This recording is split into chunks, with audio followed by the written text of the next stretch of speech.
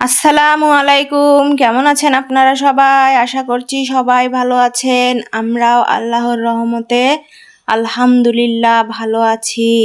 বাজার নিয়ে আসছে করল্লা, তারপর এখানে ছিম নিয়ে আসছে, আলু, ধনিয়া পাতা, টমেটো, বাঁধাকপি আর মুরগির মাংস নিয়ে আসছে।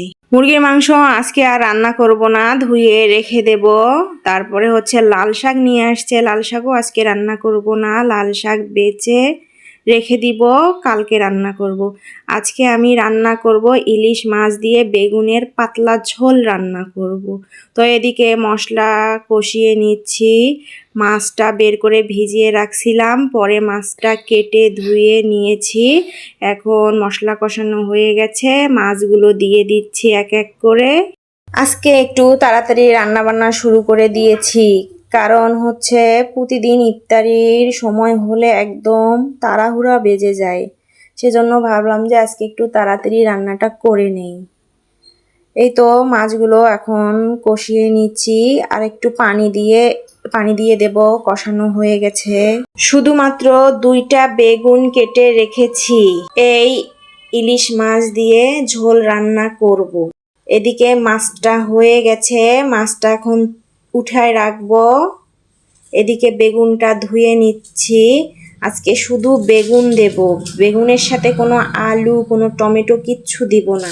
সামান্য একটু পেঁয়াজ মরিচ ভেজে নিয়েছি, এখন বেগুন দিয়ে দিচ্ছি। সব মশলা একটু একটু করে দিয়ে দেব, ভালো করে নেড়ে চেড়ে তারপর ঢেকে দিব। ডিম সিদ্ধ করে রেখেছি, আজকে ডিম ভুনা করব। এই তরকারিটা হয়ে গেলে তারপর ডিম ভুনা করব। আজকে আর কিছু রান্না করব না, শুধু এই তরকারিটা আর ডিম ভুনা। কালকে তরকারি আছে, কালকে ডাল করেছিলাম, সেই ডাল আছে, ছোট মাছের চচ্চড়ি আছে। আব্দুল্লাহর বাবা বলতেছে শুধু লেজ আর মাথাটা দিয়েই বেগুনটা রান্না করো, আর বাকি 3 পিস মাছ রেখে দাও, শেষ রাতে খাবো। তো সেটাই করলাম। আমরা প্রতিদিনেই সেহরিতে দুধ ভাত খেয়ে থাকি, তো বেশি একটা তরকারি লাগে না শেষ রাতের জন্য, অল্প একটু তরকারি শেষ রাতে হলেই হয়ে যায়। এদিকে আমার বেগুনের তরকারিটা প্রায় হয়ে আসছে, একটু পানি দিয়ে দিব, একটু ঝোল করব। ভিডিওটা যদি আপনাদের ভালো লাগে তাহলে লাইক করবেন, কমেন্ট করবেন, আর হ্যাঁ, প্লিজ সাবস্ক্রাইব করে দেবেন। এখন ডিমটা ভুনা করব।